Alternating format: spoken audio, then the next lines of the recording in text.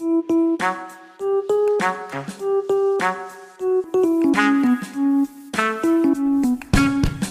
corps, ma chatte et moi est un podcast ondes multiples porté par nous, Cynthia et Chouquette, monté par moi-même, Cynthia. Bonne écoute!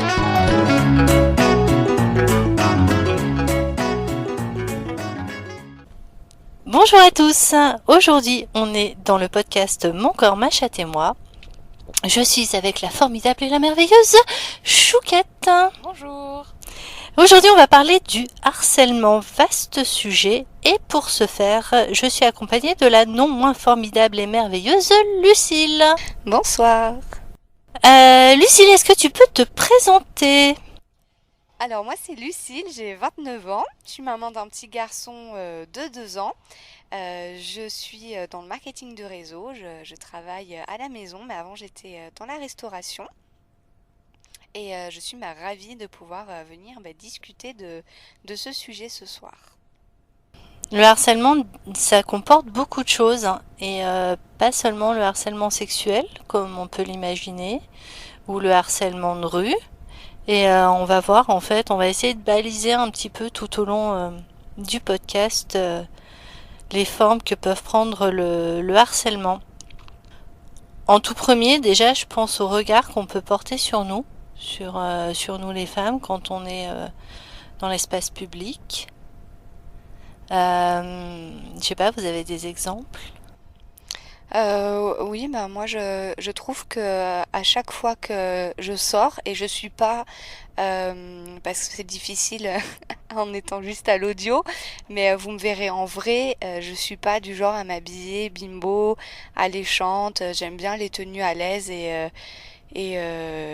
voilà, enfin on est à la fois toute parfaite et toute imparfaite, mais c'est vrai que à chaque fois que je sors de chez moi, que ce soit les courses, me balader, un repas entre copines ou une sortie, il y a tout le temps certaines personnes qui nous regardent, qui nous dévisagent, et c'est gênant parce qu'on se sent déshabillé, on se sent pris dans l'intimité, parce que c'est pas un petit regard fuyant du coin de l'œil, c'est quand même des regards insistants, de haut en bas, évidemment sur des formes, même si on n'a pas de décolleté et de mini-jupe, on sent vraiment où les personnes nous regardent, et c'est un vrai malaise au quotidien, puis c'est pas facile non plus à vivre.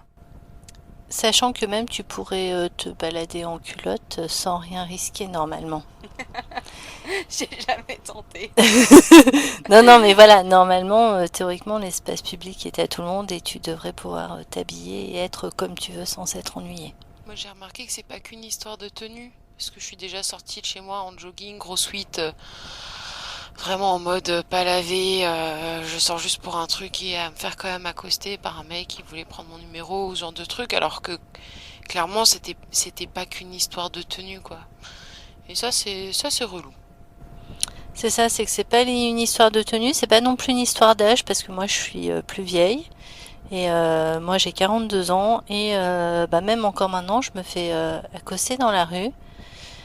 Ça m'est déjà arrivé par des jeunes en voiture en fait qui baissent la vitre et qui me demandent si je veux monter pour leur faire une fellation, et là je les regarde et vraiment je leur dis mais enfin je pourrais être votre mère sans déconner, non mais et à quel moment ça a marché cette technique, enfin Non, c'est ça, c'est que ça sert à rien. c'est qu'est-ce qu'ils attendent derrière ça? Alors moi je pense qu'ils sont quand même pas assez bêtes pour penser que ça va fonctionner. Sur un malentendu, dans le doute. Non, mais même le klaxon.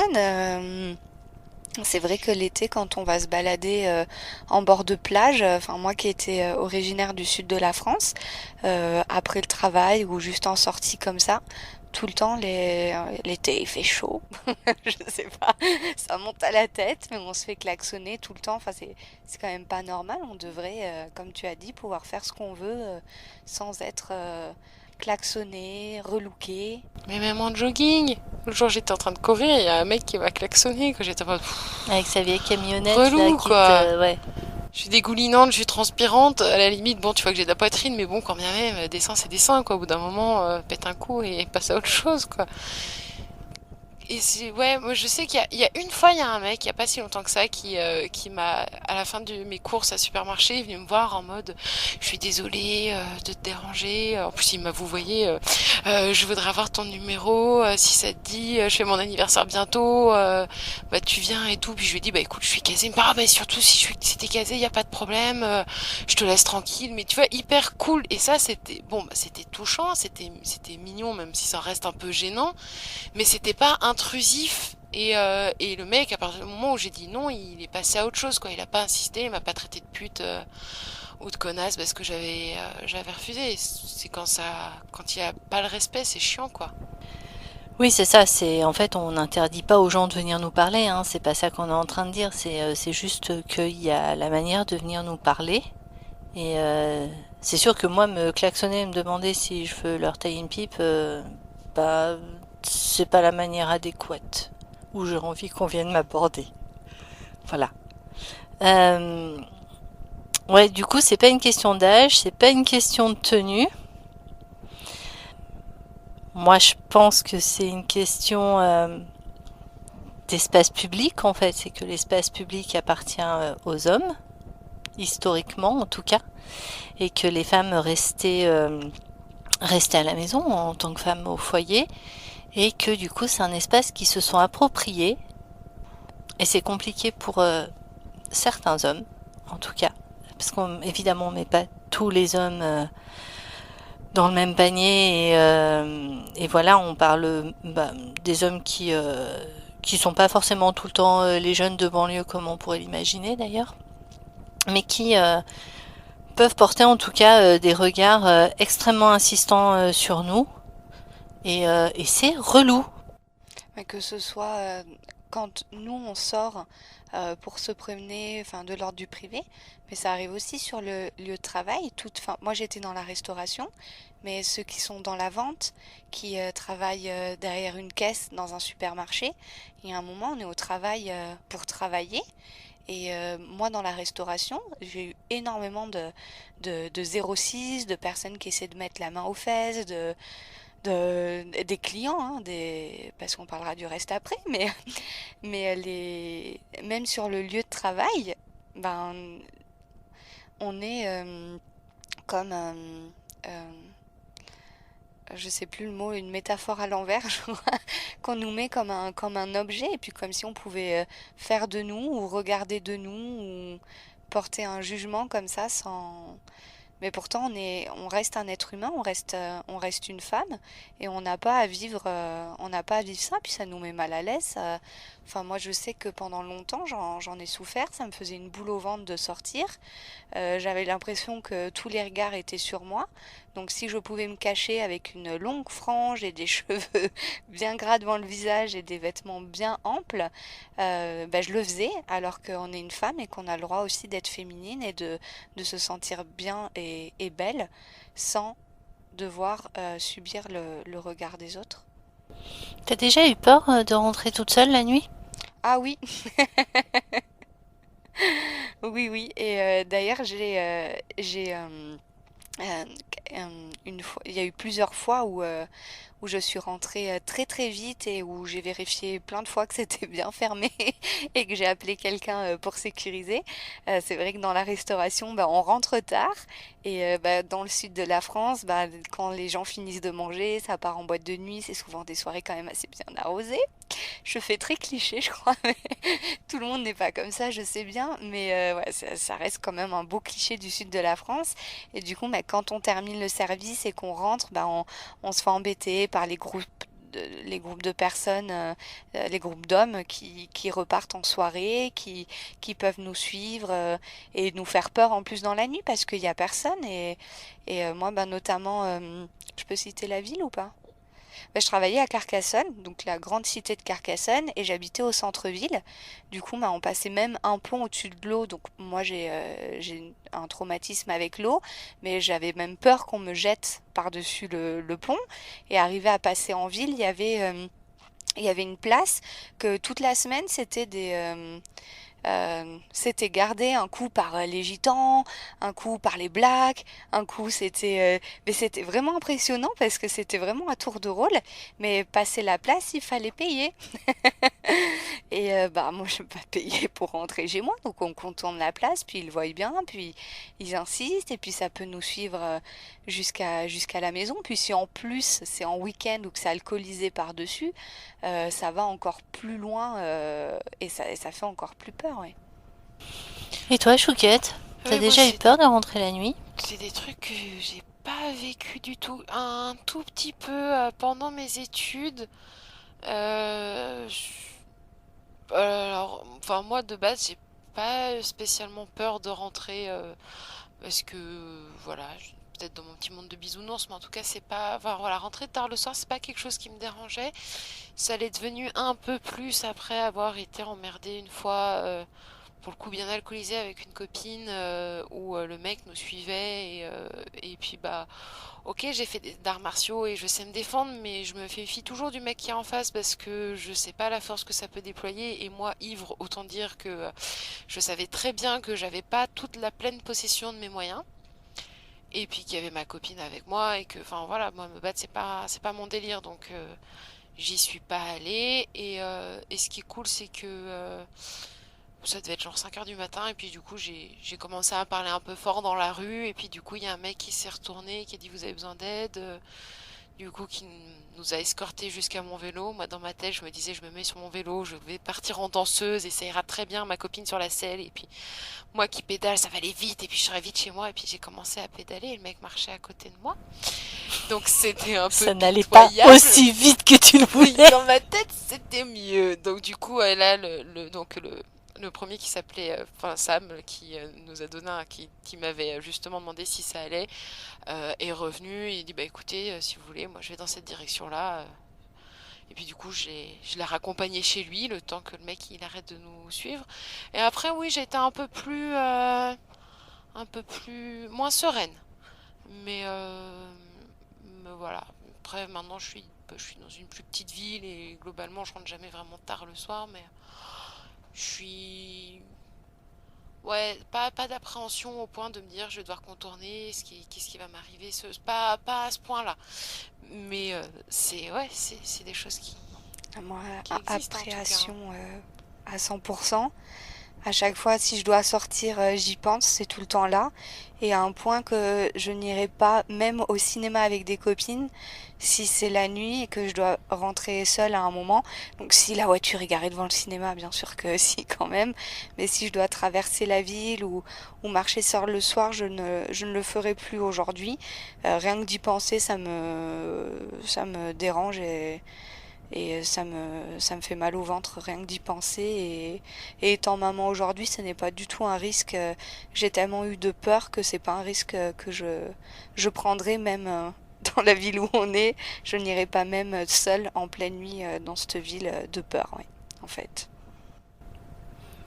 Moi, j'ai fait beaucoup de pédagogie auprès de mes amis hommes, en leur expliquant que quand c'était la nuit et qu'ils prenaient le même chemin qu'une femme qui était devant eux, ben de changer de trottoir. Alors voilà, juste pour pas lui faire peur, en fait, et expliquer ouais que ben alors, moi je suis rentrée très très souvent et même encore maintenant, je rentre assez souvent la nuit tard. Ma voiture est souvent garée, souvent à l'autre bout de la ville d'ailleurs, et voilà. Moi, j'ai pas peur. Euh, j'ai pas peur parce qu'il m'est jamais rien arrivé, donc je pense que voilà. Par contre, ouais, quand je rentre et qu'il y a un homme qui est derrière moi et qui marche, alors il y a un côté un petit peu bon ben il va dans la même direction que moi, mais j'espère quand même qu'il me suit pas. Donc souvent bah je vais m'arrêter pour faire genre, je vais faire mon lacet pour qu'il passe devant moi, pour voilà, pour m'assurer qu'en fait il me suivait pas. S'il me suivait, je suis dans la merde parce que du coup voilà. Mais, mais voilà, j'essaie de faire quand même pas mal de pédagogie auprès de mes amis hommes pour voilà, pour que les femmes qui vont dans les mêmes directions que ne se sentent pas suivies ou agressées. Voilà. Moi, j'espère que dans un monde idéal, un homme pourra suivre, enfin, pourra marcher derrière une femme sans que la femme en ait peur. Ouais. Bon, ça c'est mon Ouais, idéal à ouais, non, mais moi, mais complètement, hein, mais voilà, aujourd'hui, les choses sont ce qu'elles sont, et souvent, quand t'es une femme et qu'il y a un gars qui marche derrière toi la nuit, la première chose qui te vient en tête, c'est pas qu'il va dans la même direction que toi. Même s'il y a 99% de chances pour qu'il aille dans la même direction que toi, en je fait. dois être câblée bizarrement alors. Et juste, voilà. Mais même en voiture, j'ai peur. Ouais. J'ai même Ouais, en peur en voiture, voiture. Si on non, me parce suit, je me dis, que... j'espère que c'est pas quelqu'un qui m'a repéré, qui m'a suivi. En voiture, non, Je parce que... psychote Ouais. un peu.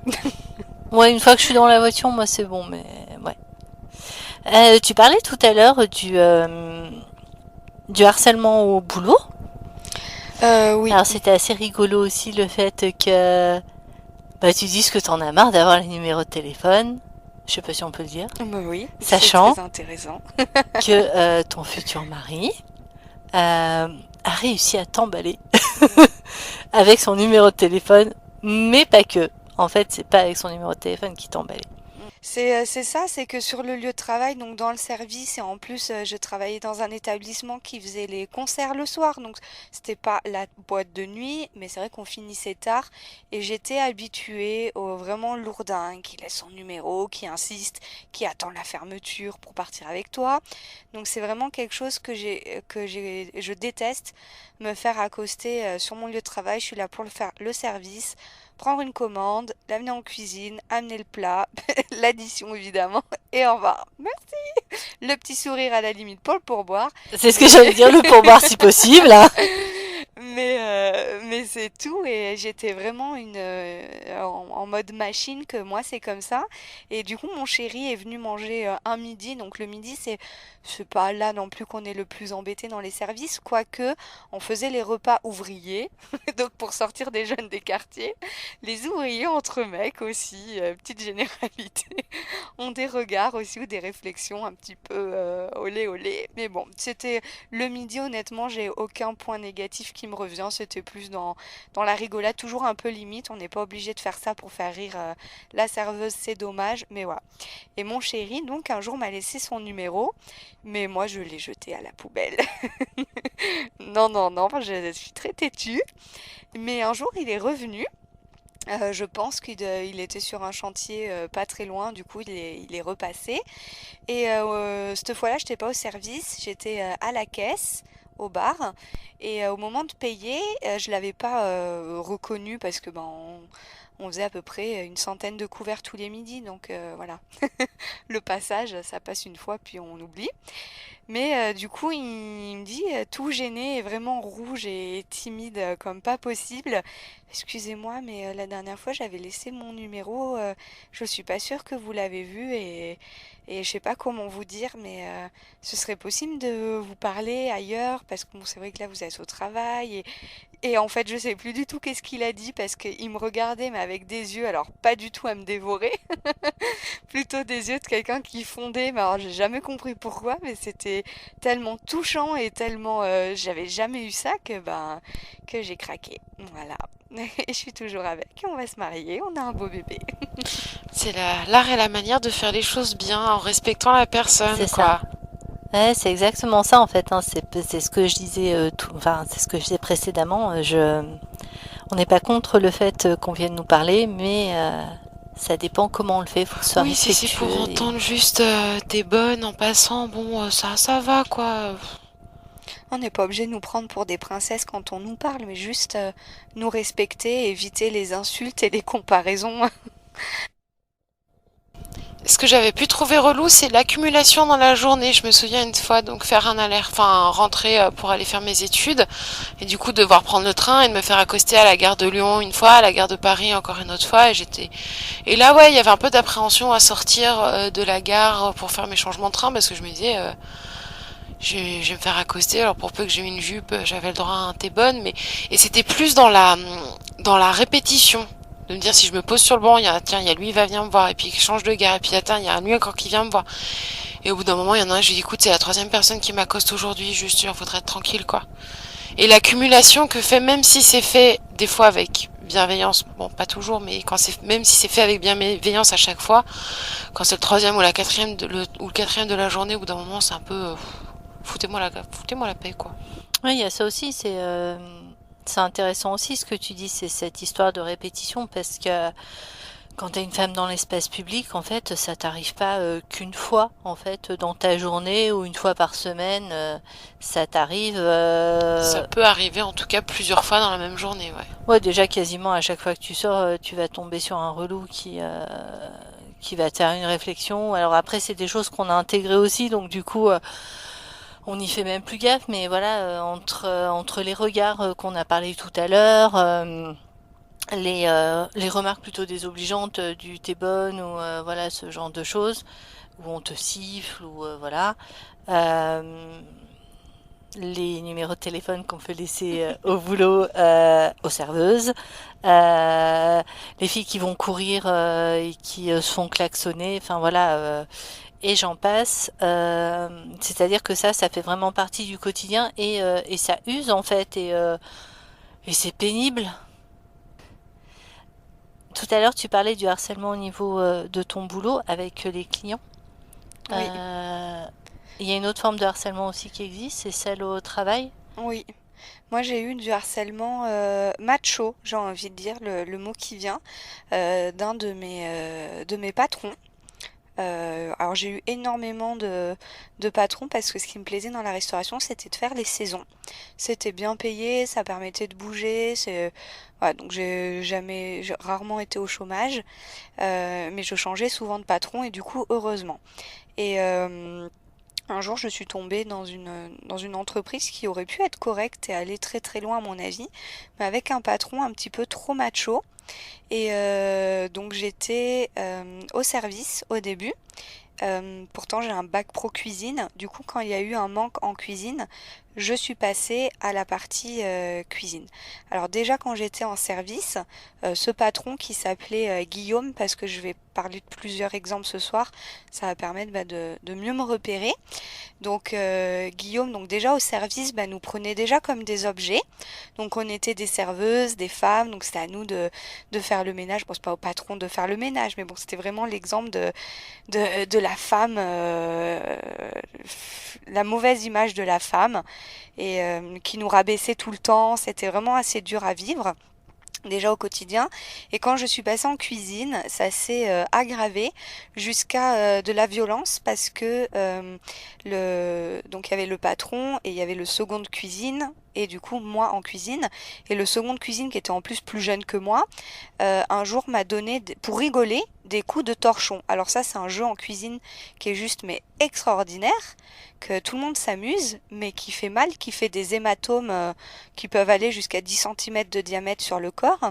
Et du coup, le second de glucine s'est mis à me mettre des coups de corchon tellement forts que j'en ai eu les fesses en sang. Voilà, malgré le pantalon de cuisine. Du coup, j'ai dû me mettre des glaçons en plein service sur les fesses. J'espère que vous n'êtes pas venu manger au restaurant ce jour-là. Je suis désolée. Je me suis bien lavé les mains après, promis. Mais j'ai eu, ouais, ce fois-là de violence et qui était normale, complètement normal. Et ensuite de ça, donc ça se passait, c'était l'établissement qui était... du coup, non, je vais pas le citer parce que ça peut être visé. Donc, non, c'était un restaurant dans un lieu assez touristique aussi. Et on mangeait du cassoulet et du coup, les fournisseurs livraient les sacs de haricots. Et c'était à moi le matin, donc seule femme en cuisine, de porter les sacs de 25 kilos de haricots sur 3 étages. C'était à moi de faire le boulot le plus lourd. Euh, et puis voilà, j'avais pas le droit de me plaindre. Et les heures sup, je n'avais pas le droit de les réclamer non plus. Donc heureusement, je suis vite partie. Tu m'étonnes. Hmm. T'as eu d'autres soucis avec des patrons? Alors non, le deuxième exemple que je voulais donner, c'était pas avec un patron, mais c'était encore une fois avec la hiérarchie. Et justement, j'ai eu cette fois-là la personne qui a été pour moi le meilleur patron et envers qui j'ai eu peur de me confier. Je me suis confiée trop tard et c'est une histoire qui se finit en justice à ce point-là. Donc cette histoire, elle est avec Jean-Patrick. Je suis arrivée dans la région actuelle, donc sur le lieu de travail où j'ai rencontré mon chéri. Et donc quand je suis arrivée ici du sud, j'avais encore l'accent du sud et qui plaisait beaucoup aux Savoyards, mais comme tous les accents, on s'en rend pas spécialement compte quand c'est le nôtre. Et puis de toute façon, moi, je l'ai vite perdu. Donc ça a commencé avec mon accent, à me faire trop de compliments sur mon accent. Moi, c'est quelque chose auquel je me moque complètement des accents des gens, ça m'intéresse pas vraiment. Donc c'était un peu lourdingue. Ça a commencé comme ça, puis après j'étais seule au service en fille, j'étais qu'avec des hommes. Du coup, moi, c'était de plus en plus lourd, évidemment. Ça en est venu à des messages même, parce qu'il avait mon numéro de téléphone sur mon CV, donc c'était mon responsable de salle, en fait, le maître d'hôtel, enfin la personne qui était au-dessus de moi avant le patron. Et c'était tout le temps au début des compliments assez plaisants, sauf si ça venait d'une autre personne, parce qu'il y avait quand même un gros écart d'âge. Et moi, j'aime bien respecter la hiérarchie, vous voyez, tout ça, mais non, moi j'étais privilégiée, j'avais le droit de le tutoyer, et ça me mettait mal à l'aise des avis de mes collègues. Et en plus de ça, mal à l'aise parce que j'avais pas envie spécialement de recevoir des compliments d'un homme beaucoup plus âgé que moi, qui avait pratiquement l'âge de mon père. Et donc c'était des compliments de plus en plus lourds, mais qui restaient corrects. Puis ça a été des regards de plus en plus lourds, des privilèges aussi de plus en plus lourds qui mettent bien mal à l'aise. Et ça s'est fait en même temps, tout ça, que j'ai commencé ma relation de couple donc avec Romain, du coup qui était au courant de tout. Donc je dis souvent d'ailleurs, on a subi du harcèlement parce que c'était très dur pour lui de me laisser partir au travail avec la boule au ventre, à savoir ce qui se passait. Puis les hommes aussi, ils aiment bien protéger leur petite princesse, donc voilà. S'en est allé aussi à me demander de monter avec lui dans le vestiaire pour aller chercher du vin ou c'était les saucissons pour l'apéritif aussi, pour les planches apéro, où il arrivait de coincer la porte derrière moi. Alors il m'a jamais touchée, il m'a jamais forcé à quoi que ce soit. C'est pour ça qu'au début, je n'ai pas associé ça à du harcèlement. Je pensais que j'avais pas le droit de me plaindre parce qu'après tout, ça ne venait pas au viol ni aux attouchements. Donc je pensais pas que c'était grave en fait de vivre ça. Donc Tu vas pas te plaindre non plus, on t'a pas violé. voilà, C'est exactement. c'est du second degré, hein, je précise. Oui, oui, oui. Mais alors j'en ai parlé qu'avec mon conjoint, mais c'est vrai que je n'osais pas en parler, même si on le vivait mal, parce que ouais, j'étais pas violée après tout. Donc j'ai continué à subir ça. C'était plus en plus lourd, puis j'avais des petits soucis de santé à côté, donc voilà. Et jusqu'au jour en fait où j'en ai marre. C'est vraiment plus possible. Je faisais énormément de route parce que mon chéri habitait un petit peu plus loin et j'étais en colocation, donc j'avais pour projet de emménager avec lui. Donc je vivais un petit peu plus chez lui et ça devenait usant et fatigant. Du coup, on m'a proposé un travail où je vais en parler après parce que j'ai eu une autre forme d'harcèlement aussi à cet endroit-là. J'aime bien. Finalement. Je cherchais en fait les problèmes. Je sais pas. Non. Non, non, non. Non, non, non. Pas de chance. Voilà, c'est, C'est pas de chance. C'est faut pas de chance, pas mais mélanger. beaucoup le vivent. Et n'en parle pas. Donc j'en ai eu marre et un jour mon patron qui était vraiment un super patron à l'écoute mais il s'entendait très bien avec Jean-Patrick et du coup j'avais peur de passer pour la menteuse. Voilà, que malgré les messages que je recevais à longueur de nuit, alors c'était des messages par contre pour le coup, oh je viens de faire un rêve, j'avais ma bite dans ta bouche, c'était que des trucs. Ah oui, quand Ah même. oui, non, C'était explicite. oui, oui, mais C'était. c'était tout le temps que des paroles, ça n'allait pas aux actes, heureusement. Et je lui disais, mais c'est pas possible. Et même Romain avait répondu une fois avec mon téléphone en disant bien que c'était lui qu'il fallait arrêter, quoi. C'est hors de de question, quoi. Il y a un moment, c'est stop. Du coup, on a pris la décision que j'arrête de bosser et j'ai trouvé un travail qui était plus près de notre futur chez nous et avec des meilleurs horaires pour la restauration. Donc, je décide de démissionner et de laisser qu'une semaine de préavis parce que je le dis à mon patron, honnêtement, il y a des problèmes, je veux pas vous en parler, je lui ai dit parce que j'ai pas envie de vous causer de problème et je peux pas rester, je vous laisse qu'une semaine de préavis, je suis désolée, je m'en vais.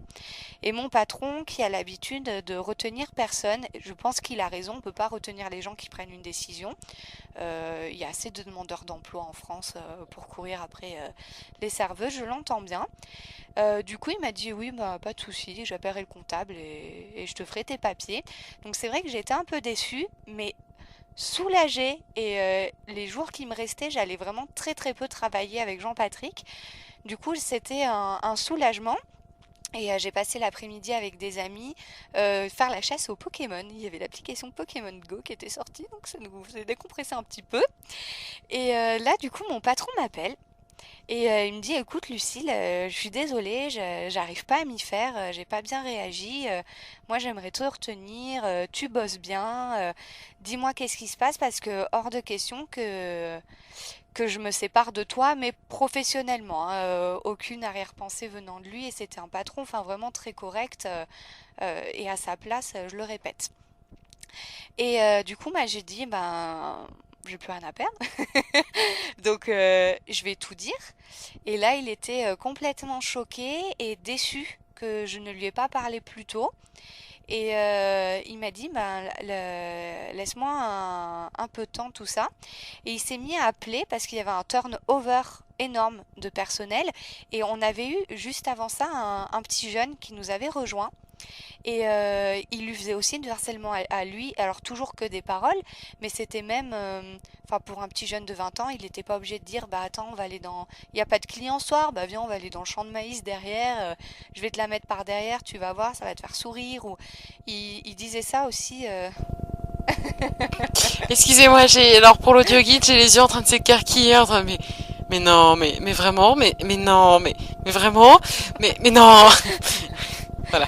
Mais comment on peut parler comme ça aux gens, quoi? Enfin, Et du coup, bah, je le dis tout à mon patron. Je dis, mais même si Léo il est parti, c'était ça, c'était des réflexions à longueur de service. Et Léo il est parti, c'est pas à cause de vous, mais c'est juste les réflexions de Jean-Patrick, c'est pas possible, c'est invivable. Du coup, mon patron m'a dit, bah, attends, s'il te plaît, laisse-moi une heure pour digérer, je te rappelle. Et là, j'ai su qu'en fait, il a appelé toutes les dernières personnes qui étaient parties et tout le monde, donc femmes et hommes, parce qu'il y a eu aussi des hommes. Au fond de moi, je le savais, mais j'en avais pas fait une réalité. Et du coup, bah, il s'est avéré que mes anciens collègues étaient tous passés et tous partis pour la même raison. Je vous parle pas de deux personnes, juste pour, je vais en choquer une, mais il y avait plus de 50 personnes en une année qui étaient parties à cause de ça. Du coup, en une année, l'établissement, ça faisait plusieurs années qu'il était ouvert et il y a un moment la où... personne est très problématique quand même. Voilà, et là, ça pouvait pas être un coup monté contre lui. Alors, c'est aussi un papa, une personne qui est en couple aussi, qui... voilà, c'est délicat. Et son fils venait sur le lieu de travail et ça me mettait vraiment les larmes aux yeux, d'un côté en me disant j'espère qu'il sera pas comme son père, et d'un autre côté mais comment tu peux grandir sainement avec un père comme ça. Mais c'est un autre sujet, voilà. Non, non, mais on peut s'interroger, hein, effectivement. Effectivement. Donc mon patron m'a proposé le poste de responsable de salle parce qu'il allait le renvoyer et il m'a proposé de m'accompagner porter plainte. J'ai fait l'erreur de moi ne pas aller porter plainte contrairement aux autres parce que j'avais juste envie, j'ai pensé qu'à moi. Et c'est pour ça que je dis que j'ai tort, parce que j'avais envie juste de tourner la page, de passer à autre chose. Et le poste à responsabilité, c'était un poste que j'avais toujours rêvé, mais qui n'était pas compatible avec la vie que j'étais en train de construire avec Romain. Et du coup, ça a été une bonne décision au final, sinon j'en serais pas là aujourd'hui. Mais je suis pas, moi, allée porter plainte, mes collègues si. Et je pense que j'aurais dû, et si des personnes nous écoutent et sont dans l'hésitation aussi, faites-le.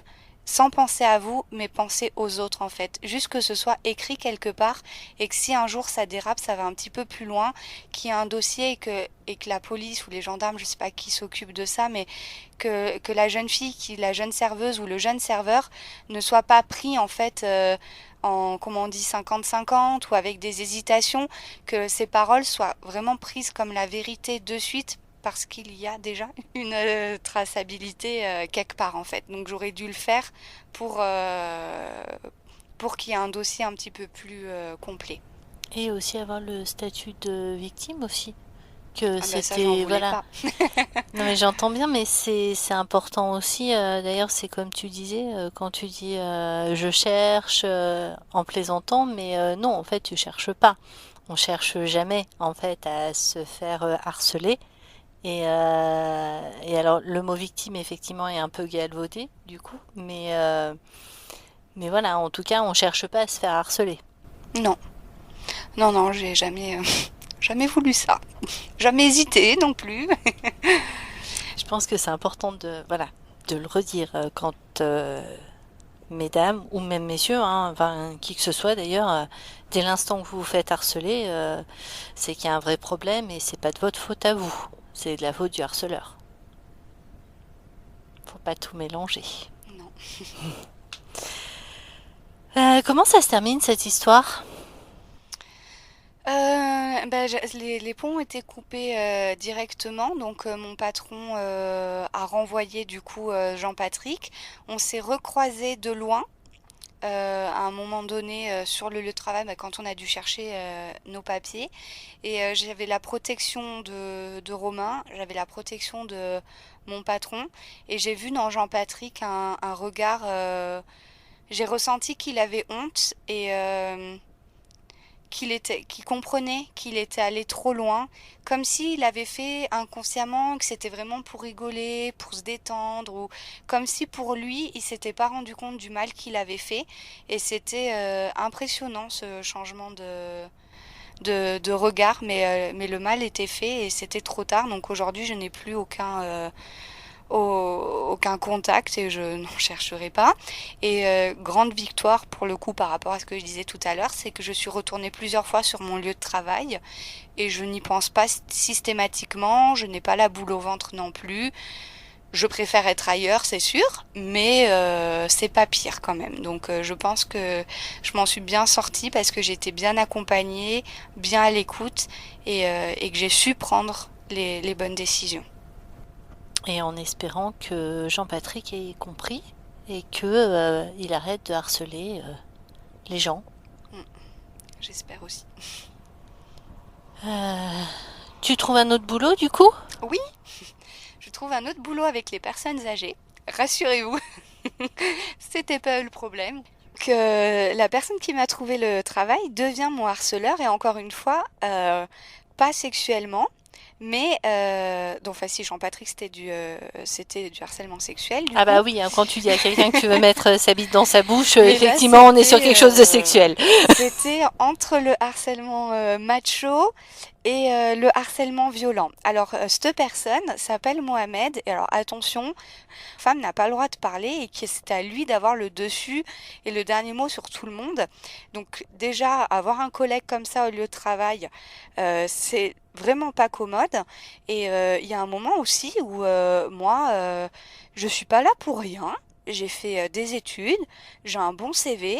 Si je travaille, c'est que je le mérite. Je sais de quoi je parle. Et puis même si je fais des erreurs, c'est comme ça qu'on apprend. Donc il y a un moment, quand on m'en met plein la gueule du matin jusqu'au soir, ben je réponds, j'ouvre ma bouche. Et ça ne lui plaisait, mais alors pas du tout, mais c'était, il fallait surtout pas répondre, il fallait dire amen à tout ce qu'il disait. Du coup, ça devenait violent.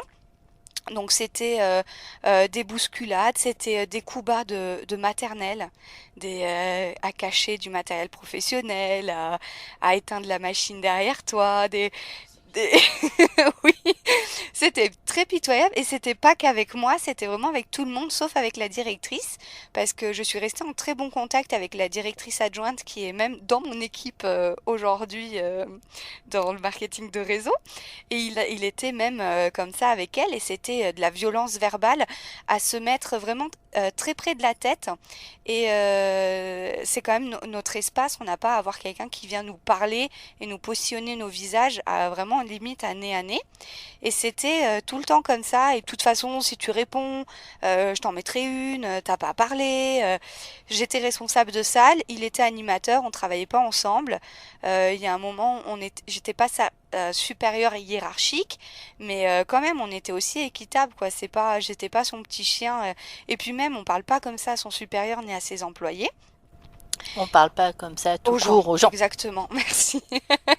Et, et du coup, bah, c'était pesant et je me sentais bah, vraiment, vraiment harcelée. Et je suis tombée enceinte un jour. Alors, pas de lui, je saute du coq à l'âne, mais non, toujours du gentil petit Romain. Je suis tombée enceinte et c'était pas prévu. Et là, du coup, ça a commencé à dire, mais tu prends le poste de responsable et maintenant tu vas partir en congé maternité, gna gna gna gna gna gna. Mais bah, pitoyable, je pense que t'as bien trouvé le mot. Merci. Et heureusement, je pu partir en vacances. J'ai passé de très bonnes vacances parce que j'ai pu annoncer la grossesse à ma maman. C'était un très bon moment dans ma vie, jusqu'à la reprise du travail. Et dès le premier jour de la reprise de travail, il y a eu une ambiance pire que d'habitude. Et, et l'animateur est venu, donc n'avait rien à faire au restaurant, bah, juste lui pour manger, mais il avait rien à faire dans le restaurant ou dans la cuisine. Et il se permettait de venir donc sur mon lieu de travail hein, quand même, me dire comment faire mon boulot, et il ne voulait pas que j'apporte un service à une certaine personne âgée. C'était vu le thème de la soirée, je vais préciser quand même, c'était un service supplément dessert sur son repas. Et c'était un vrai dessert, hein. Et donc l'animateur se permettait de refuser, et ce qui était mais incroyable parce que les clients bah, font ce qu'ils veulent. Bon, sûr, avec des personnes âgées, il faut faire attention quand même au régime Oui, alimentaire s'il y a qu'ils des ont, diabètes et tout tout ça, ça, mais du diabète et tout. Mais il pouvait changer son forfait, et puis justement, ça faisait du plus aussi pour l'entreprise. Et c'était pas à lui de me dire ça, ma responsable, c'était la directrice. Et je faisais très bien mon travail. Et du coup, bah, hors de question que je me laisse faire. Et du coup, il m'a bousculée. J'étais enceinte de 4 mois. Il m'a bousculée, ma tête a tapé contre la porte avec, c'est les portes battantes de cuisine avec un hublot. Et le choc de ma tête a fait une fissure dans le hublot. Pour vous dire, donc j'étais dans un état enceinte en plus, voilà, hein, ça déborde les émotions. Et la seconde de cuisine a vu la scène et l'a incendié, ça a été un bulldog, mais vraiment. Un chien de défense, un chien de garde, et c'est tout allé très vite. Et moi, je suis sortie me calmer et pleurer.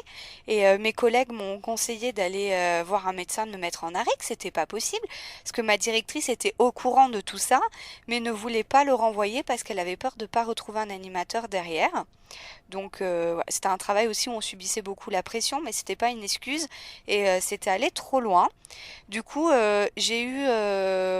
je ne voulais pas partir en arrêt maladie parce que je voyais que beaucoup de mes collègues le faisaient pour pas grand-chose et je les critiquais, donc j'avais pas envie de changer ma veste. Et ça a été très dur pour moi de prendre cette décision. Jusqu'à la voiture, je me disais, mais qu'est-ce que je vais dire? Est-ce que je dois pleurer? Est-ce que je dois faire ça pour que le médecin vraiment il me fasse pas aller retourner au travail? Et puis mon médecin n'était pas là, c'était une remplaçante qui me connaissait pas. Donc j'avais plein de questions, mais pas la plus importante en fait. Je n'avais pas à me poser toutes ces questions. Et au moment où je suis rentrée, bah, dans l'état où j'étais avec la bosse derrière et que j'étais enceinte, j'ai pas eu le temps de dire 3 mots. Alors asseyez-vous, calmez-vous. Je vais vous mettre un arrêt maladie seulement de 15 jours parce qu'en tant que remplaçante, je peux pas vous mettre plus. Mais dans 15 jours, je vous en mettrai plus parce qu'il est hors de question que vous retournez sur vos lieux de travail. Vous n'avez pas à vivre ça, enceinte ou pas enceinte. Et ça a été un déclic et plus jamais. La petite fille est partie, place à la maman et plus jamais. mais heureusement, et heureusement. Moi, je me disais quand même que je me demande, pour en arriver là, enfin, moi j'ai l'impression que c'est une histoire un peu d'éducation, comment ils ont entendu, comment ces hommes ont entendu leurs parents parler aux femmes, comment ils ont intégré ça, parce que enfin, pour moi, l'humain, que ce soit un homme, une femme, peu importe le sexe, l'âge, ça se respecte, quoi, et en faisant en sorte de, ouais, et du coup, je me dis que ça passe, à mon avis, beaucoup par l'éducation, et en tout cas, là où moi je serai vigilante quand je serai maman, et je me le souhaite, c'est si j'ai un garçon, de pouvoir lui dire tout ça, que quoi qu'il arrive, il faut qu'il soit correct avec les gens avec qui il parle, que même s'il est frustré de quelque chose, il n'a pas à se venger sur une personne, peu importe le sexe qu'elle est, quoi. Ouais, ça reste. J'ai du mal à comprendre ce qui se passe dans leur tête pour qu'ils fassent ça. Et en même temps, toi aussi, tu as une histoire qui est quand même assez particulière avec, avec un homme aussi en termes de harcèlement. Ouais, je sais pas trop comment le qualifier. Après, c'est parce que je me suis pas sentie directement visée. Enfin voilà, je vais vous raconter. Je pense que j'avais 12 ans et pendant mes vacances, donc j'étais en vacances en Savoie avec mes parents et à ce moment-là, à Reims. Et mes parents me prennent à part et ils me disent oui, Chouquette, je voulais savoir, est-ce que tu appelles un tel régulièrement? Je fais ben non. Ils me disent bah oui parce qu'en fait voilà, il nous rapporte que tu l'appellerais tous les jeudis. Et je fais bah non non. Puis moi c'était un homme, je dirais, qui avait une cinquantaine d'années. Il bossait avec ma mère dans une association en tant que bénévole dans l'association. Donc je l'avais déjà croisé quand j'allais aux événements qui étaient organisés par l'association. Mais voilà quoi, moi j'avais pas plus. Et en fait, cet homme, j'ai compris après que il avait appelé ma mère une fois en panique en disant euh, bon, je viens de voir votre fille, enfin je viens de voir ta fille nue sur internet, est-ce que tu peux venir voir être sûr si c'est elle? Donc ne me demandez pas comment il s'est retrouvé à avoir des enfants de photos nues sur internet et comment il a imaginé que c'était moi, mais il en a quand même parlé à ma mère. Et donc voilà. Et donc là, mes parents ont commencé un peu à s'inquiéter. Et en fait, le mec, ouais, vraiment imaginait que je l'appelais tous les jeudis et qu'il me voyait nu sur Internet. Donc un petit penchant pédophile à mon avis. Et, euh, et moi, j'en étais alors à mille de tout ça, quoi. Vraiment, je m'en suis pas rendu compte du tout. Et il y a juste une fois où je m'en suis entre guillemets rendu compte. Donc là, mes parents m'en avaient parlé. Ils s'étaient bien assurés du fait que c'était pas quelque chose que je faisais. Et ils m'ont cru quand je leur ai dit que ben non, enfin clairement je l'appelais pas quoi.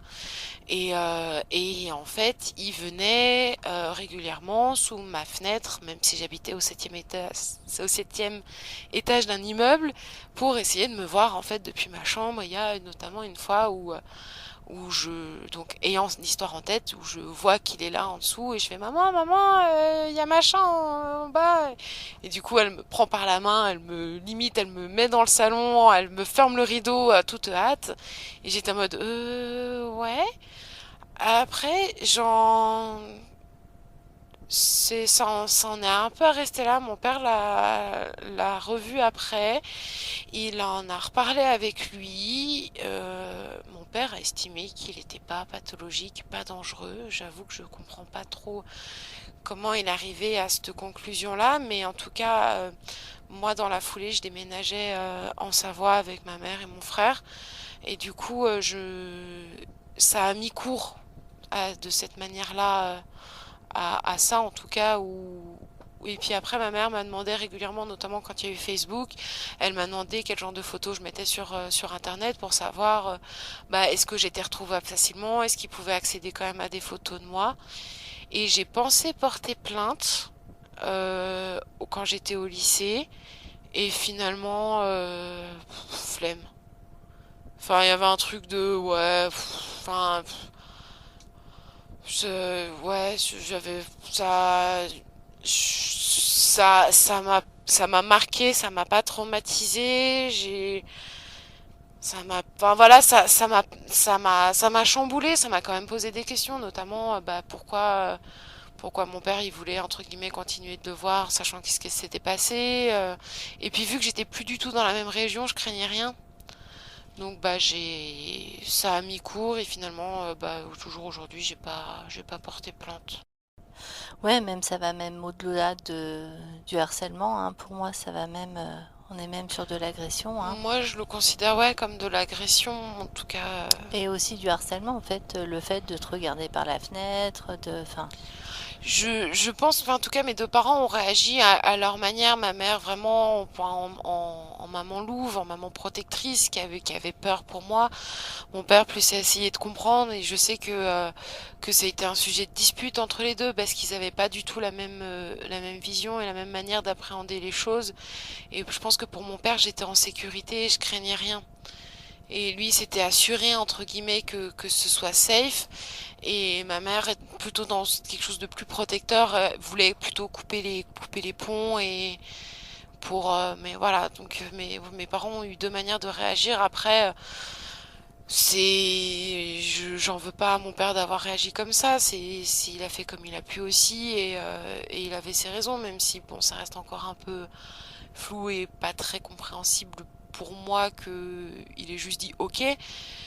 Mais après, c'est pas aller plus loin et enfin, j'ai pas envie d'incriminer mon père là-dessus et que vous pensiez non, que ce non, soit Non, pas mais du tout. un Il a peut-être méchant. fait, que 12 ans, tu sais pas. Enfin, tu as vu des choses et entendu des choses, mais peut-être que tes parents ont fait plus en te protégeant sans que tu le voyes Bien aussi. sûr. Tu avais 12 ans. Enfin, Ouais. peut-être 12 ans. Ouais, 12 13 ans. Mm. Enfin, ouais, peut-être, ouais, C'est pas un âge non plus 13, ouais. où on partage, où les parents partagent tout avec les enfants. oui, puis, Ça se trouve, il a creusé la tombe, ton père. Je sais pas trop le genre. À casser et des gueules. voilà. Mais en tout cas, je pense qu'il a fait, enfin, ce qui lui semblait juste à ce moment-là.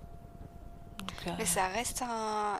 Pour moi, enfin, je vois ça comme du harcèlement, comme une agression, mais aussi comme un traumatisme. Si tu avais 12 13 ans et que tu y as repensé au lycée et que tu en reparles aujourd'hui, d'un point de vue extérieur, moi je vois ça même comme un traumatisme, quoi. Non comme une agression et Je, harcèlement. je le vis pas, c'est pas quelque chose qui m'a traumatisé enfin, ça m'a travaillé, ça oui. Mais pour moi, j'aurais été traumatisée, ça m'aurait vraiment plus hanté, ça m'aurait, Mais si s- tu vois un homme à ta fenêtre aujourd'hui, tu repenses à cette histoire? non. Non? Ça va. Bon, j'ai pas souvent des hommes à ma fenêtre, mais de manière générale, mais c'est pas, enfin voilà, ça oh, m'a pas, Roméo, Roméo, pourquoi es-tu Roméo? prends ma longue chevelure et rejoins-moi. Rejoins-moi. Non, mais enfin, tu vois, ça fait partie d'un événement, quand il y a eu le mouvement MeToo, notamment, où je me suis posé la question, est-ce que je considère ça comme, enfin, tu vois, en fait, à ce moment-là, c'est quand il y a eu le mouvement MeToo, notamment, où je me suis dit, ouais, ok, il s'est passé ça, ouais, en fait, je peux le considérer comme une agression sexuelle, et du coup, je fais partie des gens qui ont mis hashtag MeToo, bon, sur mon Facebook, euh, sans, enfin voilà, juste pour le dire, mais je l'ai compris que au final, il n'y a pas si longtemps que ça avait cette portée-là. Et au final, mes parents m'ont quand même suffisamment protégée dans le sens où, au concours de circonstances, j'ai déménagé. Ma mère s'est assurée qu'il n'y avait pas n'importe quelle photo de moi qui traînait sur Internet. Et c'était même plutôt elle qui poussait à me dire, tu veux pas porter plainte. Et puis au final, bon, il y avait quelque chose où j'étais au lycée, je devais être en seconde et puis c'était déjà, enfin j'avais changé de vie entre guillemets et j'avais pas envie de remettre ça sur le tapis et en mode bon ok je continue et mais voilà. Et après j'ai aussi la chance d'avoir fait des thérapies, d'avoir pu travailler sur moi, d'avoir pu l'évoquer à certains moments si besoin en thérapie et du coup c'est maintenant c'est un événement de ma vie, c'est pas un traumatisme. Bah, c'est bien. Non, Alors, il existe plein de choses en fait contre le harcèlement. C'est un numéro qui existe, qu'on peut donner quand on a un gars qui est vraiment relou et qui vient pour en disant bah vas-y, passe-moi ton 06, passe-moi ton 06. Du coup, on pourra enregistrer ce numéro comme Ouais, mon numéro c'est le, voilà. sur mon téléphone et du coup, comme ça, on peut le montrer comme preuve et donner ce numéro au harceleur. De ce que j'avais vu, ce genre de numéro, en fait, tu le donnes et quand la personne veut t'envoyer un message, en fait, c'est une boîte automatique qui répond, enfin, qui envoie genre bonjour, si tu reçois ce message, c'est que tu as incommodé une personne aujourd'hui, sache que c'est pas correct, merci de pas recommencer, quelque chose comme ça. Et c'est un Ouais, message qui est envoyé pas tout de suite, oui. Parce genre qu'en général, deux quand heures il marque après. ça répond ouais, ça va et toi. C'est quand la personne va essayer de te recontacter en fait à ce numéro-là qui va recevoir de 2017. Du coup, j'ai cherché, je l'ai vu sur Instagram. Pendant que je cherche, je vais en profiter. Il y a aussi une chose qui peut être faite si un jour dans la rue vous vous retrouvez avoir le sentiment d'être en danger. Vous pouvez rentrer dans n'importe quel bar, n'importe quel restaurant, n'importe quel magasin et dire que vous cherchez Angela. Et en disant que vous cherchez Angela, tous les commerçants sont au courant de ça, savent que vous êtes en train de vous faire harceler et normalement vous mettre en sécurité. J'avais entendu aussi que, en gros, quand il y a du monde autour, qu'il valait mieux pas dire juste au secours, qu'il fallait aussi pointer quelque... Parce que du coup, la C'est pour la personne responsabilité se... partagée en fait. Ouais. Qu'en disant tiens, toi, aide-moi, ça implique forcément beaucoup plus que juste dire s'il vous plaît, excusez-moi, est-ce que je peux avoir de l'aide? En fait, il y a un truc, c'est que par exemple, si tu te fais agresser au milieu de 50 personnes, il y en a 50 qui vont se dire, il y en a 49 autres qui vont s'en occuper. Et du coup, les gens vont se dédouaner, se décharger, en tout cas sur les autres personnes. Alors que le fait, si tu te sens agressé, de nommer la personne en disant, toi, s'il te plaît, est-ce que tu peux appeler les secours parce que vraiment là, c'est relou. En fait, eh ben, la personne va le faire parce qu'elle se sent impliquée. Donc, il faut pas hésiter à demander de l'aide aux gens en les nommant. Il y a autre chose aussi, si on voit quelqu'un qui se fait harceler, il y a un truc qui marche très bien, c'est d'aller voir la fille en fait et en disant ah mais salut Marie, mais il y a longtemps qu'on s'est pas vu, dis donc. Et voilà, juste pour la faire sortir de la situation, même si elle s'appelle pas Marie, c'est pas grave. En général, l'harceleur bah, s'en va. Tout simplement, et ça évite d'aller au conflit. Donc il y a Angela qui demandait à Angela pour lequel j'ai parlé. Et il y a également ce numéro qu'on peut donner aux relous qui veulent à tout prix notre numéro. Donc c'est le 07 80 99 37 34. Je le mettrai dans les notes du podcast. Ce numéro en fait une petite mise à jour sur le consentement. Et il est très bien fait et il répond en général à la personne souvent qui renvoie un texto en disant salut ça va, il va répondre ça va et en fait après seulement va expliquer les notions de consentement et en expliquant que s'il a ce numéro c'est parce que il a été un peu relou et insistant. Est-ce que vous avez d'autres choses vous contre les harceleurs comment s'en débarrasser, alors en évitant de creuser une tombe, Lucille, mais et Chouquette en évitant de leur déglinguer la tronche vu que t'avais des arts martiaux. Est-ce qu'on a autre chose? Bah, malheureusement, moi j'en ai pas, sinon j'aurais moins peur au quotidien. Mais déjà, je me sens un petit peu mieux avec ces conseils. Il y a aussi des associations qui sont formidables. Je pense à Paye ta Schneck. Elles font vraiment du super boulot au quotidien et de pédagogie, de faire comprendre aussi que quand on se fait harceler, le problème c'est pas nous, c'est le harceleur. Et ça c'est hyper important aussi de le dire et de remettre l'église au milieu du village. Voilà. Et toi Chouquette, est-ce que t'as des petits tips, des choses Ne pas, bah, si vraiment ça devient relou, bah ouais, oser juste le dire, le manifester. Moi, je sais que bah, la fois dans la rue, ça m'avait quand même aidé et qu'il y a un Sam qui est venu me donner un coup de main et que j'étais contente de tomber sur un Sam. Je suis vigilante entre guillemets quand je suis bah, plutôt dans les grandes villes. Maintenant, c'est vrai que là où je suis quand même plus tranquille. Enfin, je trouve ça plus tranquille.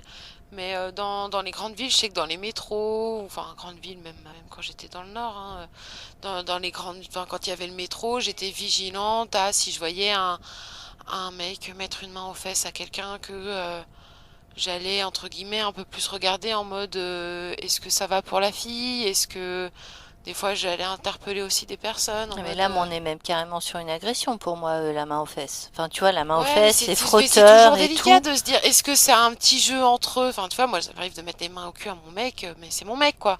Et je peux le Oui, faire en public. ouais. Oui, oui, mais je pense Et, que... Ouais. et, Oui, oui. moi, dans le doute, je connais pas la personne. Et enfin, tu vois, il y a quelque chose de, ok, je suis en train de voir ça. Qu'est-ce que je fais? Est-ce que j'y vais? Est-ce que j'y vais pas? Est-ce que ça se trouve ils se connaissent? Est-ce que et et donc, mais ouais, je peux être attentive à dire est-ce que tout va bien ou juste pour manifester que je l'ai vu entre guillemets. Bon, maintenant ça m'arrive plus, mais ouais, je peux être attentive à ça. Et puis essayer de faire de la pédagogie en mode mais enfin je pense que ça passe par là-dessus qu'il y a des gens qui se rendent pas compte que c'est relou que Après, moi, je trouve que c'est toujours très important qu'on continue à être dans l'espace public. Et au plus il y aura des femmes dans l'espace public et au plus on sera accepté. Je suis en train de penser à une autre forme de harcèlement. Et là, Lucille, tu vas pouvoir peut-être nous en parler ou pas. Tu travailles sur les réseaux sociaux. Oui. Est-ce que tu te fais de temps en temps harceler via l'internet? Alors, je pensais pas en parler, c'est vrai, parce que c'est plus simple à gérer, je trouve, sur les réseaux sociaux. Mais c'est vrai que ça reste du harcèlement, je n'y avais pas pensé. Et oui, alors en fait, quand on commence mon activité dans les réseaux sociaux, le but est d'élargir son réseau. Donc, on passe nos profils, donc en l'occurrence moi Facebook, en public. Donc, bien sûr, il faut bien filtrer ce qu'on va avoir envie de partager sur les réseaux sociaux. Et d'un autre côté, bah, il faut aussi partager si on veut se faire connaître, mais on peut choisir, heureusement, ce qu'on a envie de partager. Donc, à partir du moment où on passe notre profil en public, euh, se passent des choses assez étonnantes. Donc, il y a deux types de harceleurs, j'ai envie de dire. Il y a les faux comptes, les gens qui font que ça, et ça va être du... Mais je sais même pas quel est l'intérêt parce que ça ne peut pas fonctionner, mais le nombre est affolant, c'est plus de 10 par jour, hein. Des messages d'hommes qui écrivent très mal. Alors, je suis déjà des grosses fautes en orthographe, mais là, c'est limite lisible. Et c'est des propos des personnes qui nous disent des insultes. Ah, t'es trop bonne, veux-tu m'épouser? C'est direct, au moins, clair, net et précis. Ça peut être agrémenté d'une jolie photo. Alors, en photo, j'ai tout eu. Mais alors tout, vous pouvez imaginer le pire, j'ai eu. Et pourquoi c'est facile à gérer? Parce que on supprime le message, on bloque la personne et voilà, la vie continue. Et ça m'a choqué au début. Ça m'a fait rire parce qu'il n'y a pas que des hommes, d'ailleurs, il y a aussi des femmes, euh, en minorité, c'est sûr, mais il y a aussi des femmes qui font ça, qui envoient tout en photo également, qui permettent de bien rigoler en soirée, on va dire. J'ai pu faire rire quelques amis en leur montrant ce que j'avais vraiment sur Facebook. Donc ça voilà, c'est pas correct, c'est sûr, c'est pas agréable, mais on bloque, on supprime et la vie continue. Puis de toute façon, il y en a tellement que là pour le coup, je vois pas comment empêcher. Puis encore une fois, je pense que ça amènerait vraiment à Interpol ou quelque chose comme ça. Et le deuxième harcèlement que j'ai vécu et qui m'a beaucoup perturbée, vraiment, et j'y avais pas pensé en venant, c'était, j'ai eu la petite sœur d'une de mes clientes qui a trouvé un faux compte Instagram, donc pas à mon nom, mais pourtant avec toutes mes photos. Alors, qu'est-ce qui s'est passé sur ce compte? Il me semble que que le compte s'appelait Marie. Et c'était écrit Maman célibataire cherche grosse relation sexuelle à droite ou à gauche. Et cette personne s'est permise de prendre mes photos dans mes stories, donc sur mon compte Instagram et sur mon compte Facebook, à les partager et à les tourner à chaque fois à chercher des relations sexuelles avec d'autres hommes et plusieurs. Et ça m'a fait peur parce que dans mes stories, je partage un petit peu de photos de mon fils. Il y a un moment, il est tout le temps avec moi. On peut faire un débat de montrer ou non nos enfants sur les réseaux sociaux. Moi, je le montre. Je le montrais pas au début. J'ai changé d'idée parce que ben je préfère me concentrer sur le positif et c'est plaisant. On Et est tu dans le fais partage, bien dans ce que tu veux. l'inspiration et je fais ce que je veux, c'est moi la mère. Du moment que le papa est d'accord. Et du coup, de voir les photos. Alors heureusement, il n'y avait pas des photos de mon fils. Les photos qu'il avait prises avec mon fils, on ne le voyait pas en entier. À moins de le connaître, on ne pouvait pas le reconnaître. Mais quand même, de voir les photos de mon fils associées à une demande de relations sexuelles. Et en plus, c'était un compte qui avait énormément d'abonnements et énormément d'abonnés. Alors sur Instagram, quand on demande à s'abonner à des gens, il y a une personne sur deux qui accepte. Et il faut faire attention, il y a les influenceurs qui vont avoir par exemple 10 000 abonnés, mais qui eux vont être abonnés à seulement 1000 personnes. Ça c'est un compte réel, quelqu'un qui a vraiment des personnes qui le suivent. Mais il y a des comptes, quand le nombre d'abonnés et d'abonnements est de la moitié ou plus, c'est qu'à un moment, c'est qu'il passe ses journées, la personne, à faire des demandes d'abonnement parce qu'il sait qu'en retour, une ou deux vont s'abonner. Et le nombre était énorme parce que moi, c'est mon boulot de grandir ma communauté et même moi, à faire ça dans mon activité, je n'arrivais pas à avoir un aussi grand nombre. Donc ça m'a fait peur, vraiment. Non, parce que c'est un cas isolé. Et puis mon métier me plaît tellement, puis j'apporte tellement aux gens. Et ça m'apporte aussi énormément à moi mais la question s'est posée, honnêtement. Mais est-ce que ça vaut le coup de laisser tomber tout ce que j'ai construit, tout ce que je gagne, tous mes rêves que je suis en train de construire pour un faux compte de créer, ça aurait pu tomber sur n'importe qui. Alors au début, j'ai eu la peur que ce soit quelqu'un qui m'aime pas, qui m'ait fait ça, parce qu'en plus j'en ai perdu ma cliente, du coup, qui hésitait à se lancer dans mon activité.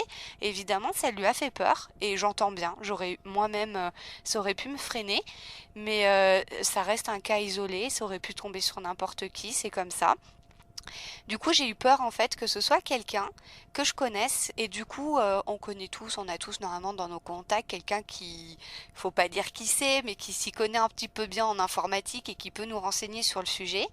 Et il s'est avéré que l'adresse IP, du coup, n'était pas sur le continent. Oui, sur le continent, était sur un autre continent que je vais. Et du coup, en fait, ça dépendait d'Interpol. Et en fait, j'ai demandé à un maximum de personnes de signaler le compte. Et au moment du coup de copier le lien pour pouvoir faire ma signalisation à Interpol, une copine de plus avait signalé, du coup le compte était caché et je n'ai pas eu accès au lien. Ça ne s'est jamais reproduit.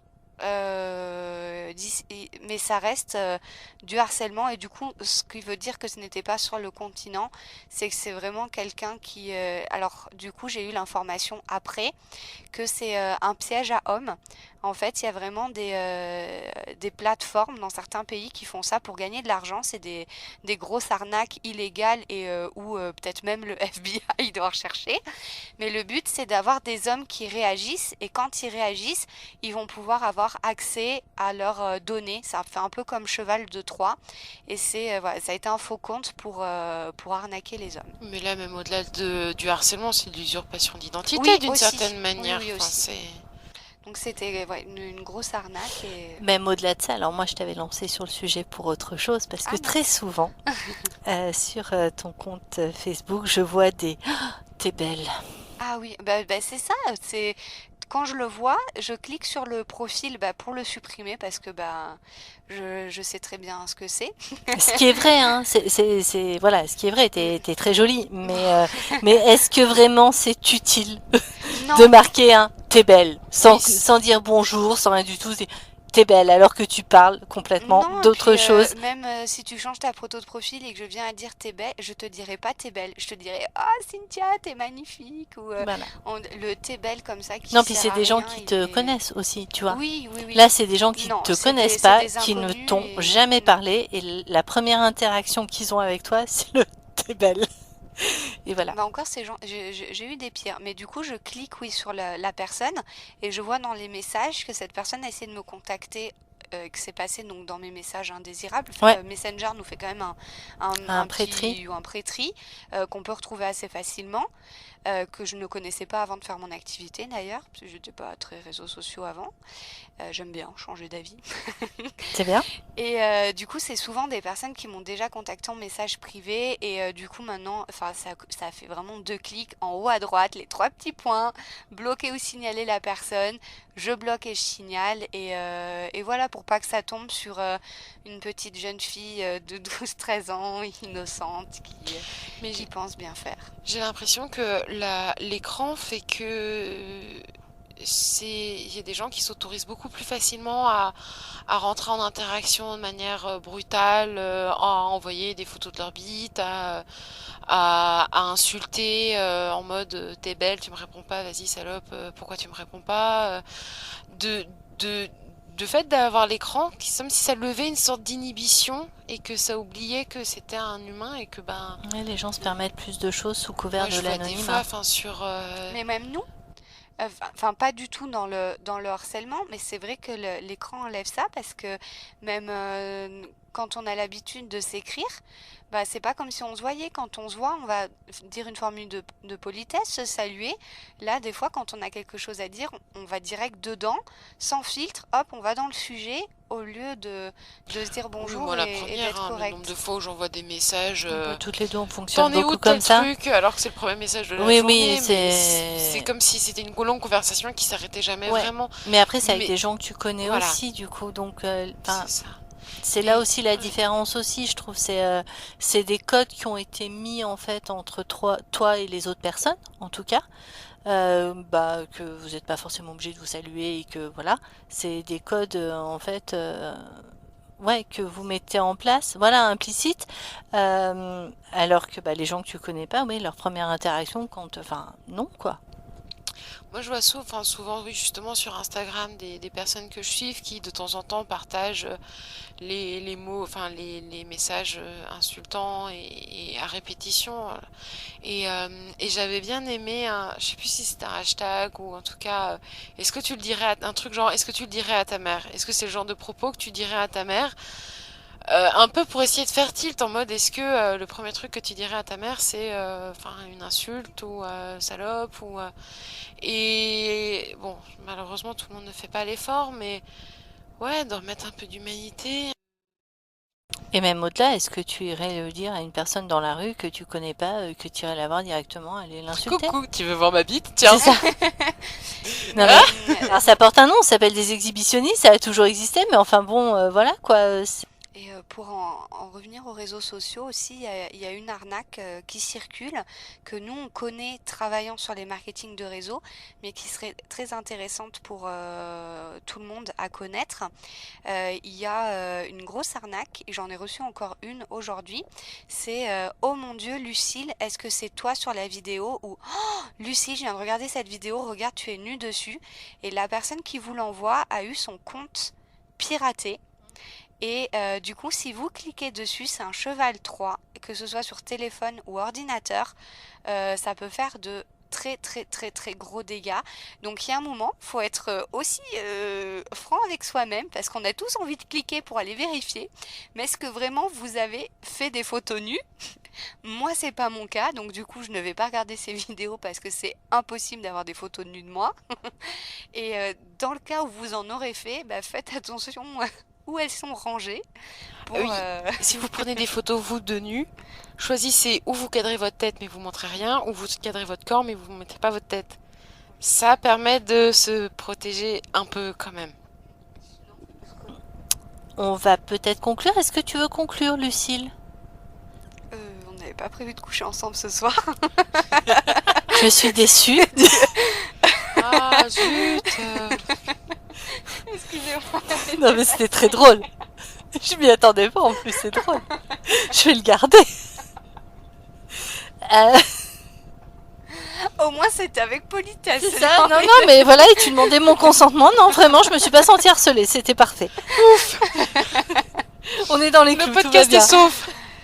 Donc, bah oui, oui, je veux bien conclure. Ben, Je pense que si ce sujet vous a parlé, que vous avez déjà vécu quelque chose de similaire, n'ayez pas peur d'en parler parce que ça fait du bien et on n'a pas besoin de payer un psychologue forcément. Du coup, des fois, en parler à quelqu'un de confiance, ça peut déjà faire du bien et surtout se renseigner sur toutes ces associations qui existent. Et j'aimerais vous dire aussi de ne pas hésiter d'en parler, même si moi j'ai fait l'erreur, de ne pas penser que à nous et de se dire que des fois les choses elles peuvent se répéter et malheureusement s'empirer et qu'il faut aussi penser aux autres et à nos enfants, qu'est-ce qu'on aimerait qu'il se passe si malheureusement ça devait se produire. Donc voilà, pour conclure, parlez-en et je vais dire ma propre leçon. Ne pensez pas que c'est votre faute. Où on peut te trouver, Lucie, si on te cherche? Les réseaux sociaux, tout ça. Sur Marie cherche.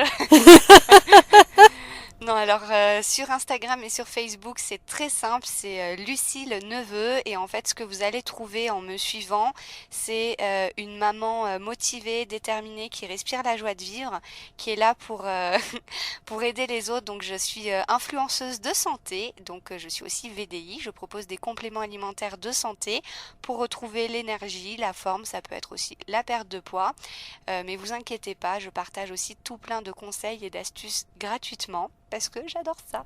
Et des super recettes. Merci. Un énorme merci, Lucie, pour ta présence. Merci à vous deux. Merci, Chouquette. C'était un clin d'œil pour l'audio guide. Clin d'œil.